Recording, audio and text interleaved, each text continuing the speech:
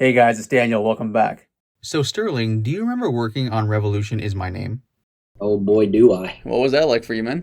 It was great. It required a lot of work. I remember it being a very long, drawn out process. This is when we started jumping away from 2-inch tape and back into a digital format.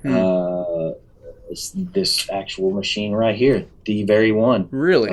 an Otari radar. Yeah, Huh. that very machine right there was the one that did "Revolution Is My Name," and we would that whole. I mean, we worked on that song a lot. There was a lot of they were kind of getting off into some territory where that for that whole album they were very adamant that they wanted to make it kind of not retro sounding, I think is the wrong word, but Hmm.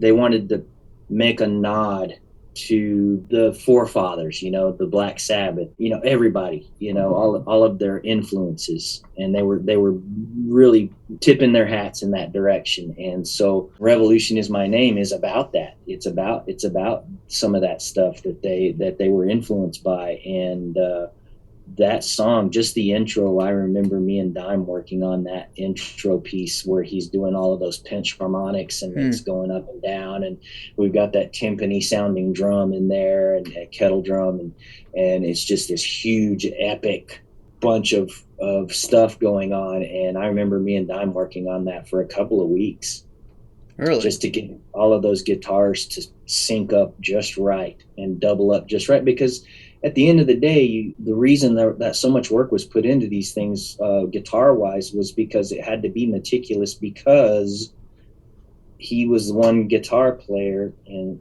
the band. He was the guy, but he wanted it to be massive, and so he didn't want it to sound like a two guitar player band where there's kind of a looseness there.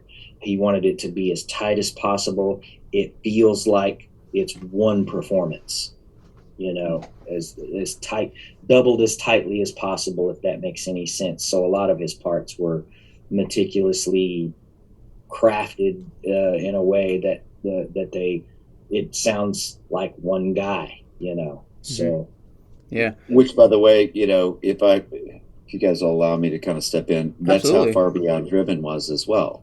Yes. I mean, I still have guys to this day, when we break it down, to listen to the multi-tracks, they go, oh my, I had no idea. Yeah.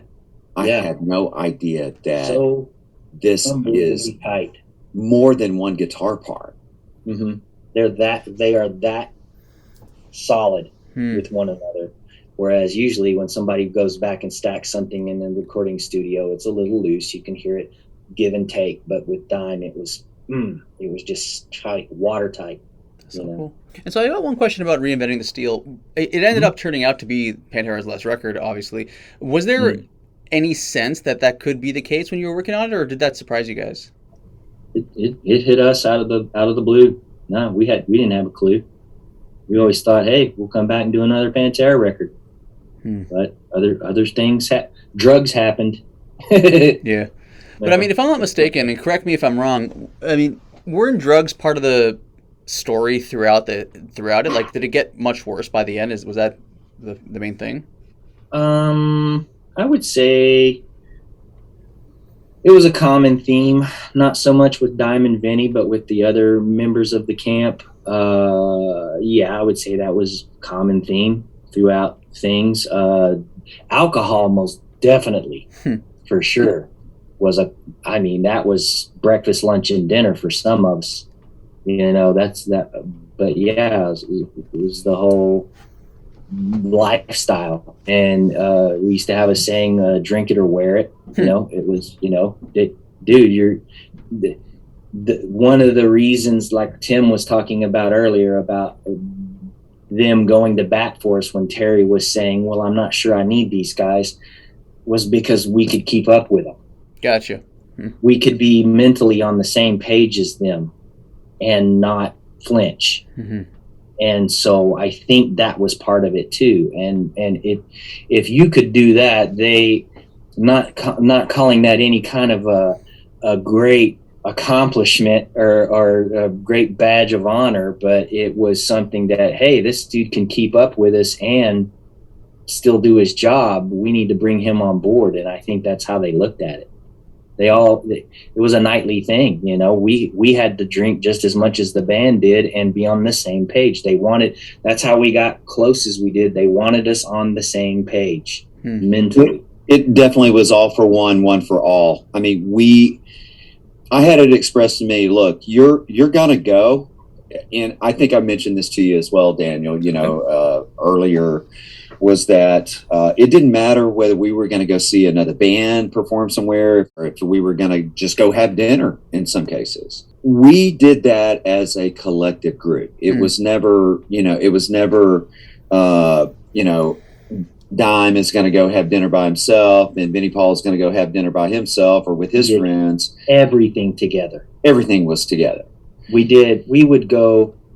When I would go on tour with them, and we would be on tour with each other for 3 months in Europe and be miserable and want to come home, and we'd be all at each other's throats like you do when you live with somebody in a bus for months on end. And then we would literally fly home from Europe and be like, I need a break, blah, blah, blah, blah. And it wouldn't be like that. It would be like, all right, we're gonna head home, get your drinking shoes on, we're gonna go. We did everything together for years. That's awesome. On end. And it wasn't I hate you it was never like that. That's so cool, man. It literally was a brotherhood, if you want to think of it as that. That's awesome. It really, really was. Not to be sentimental or anything, but I think that changed my life. That right there, when I said, that record changed my life, I think that was a part of what changed it for me, was because I was really used to being, the hired gun that was coming in. I was hired to make records. That's what Sterling and I did. Mm-hmm. But with them, it's like, no, you're going to be a part. If you don't want to be a part of that, no foul, no harm, but you're not going to be here with us. If you don't want to participate, there's no room for you to be here. Yep. And so we learned very quickly. And I quite honestly, Sterling, I never really thought of it that way, but I think there's some great truth in the fact that maybe the fellas kind of looked at Sterling and me and saw that we were willing to go the distance every day, including, keeping up with them, whatever that meant. On some cases, it was like, I need for you to run to the grocery store and go get us some groceries. Yeah. That's cool, man.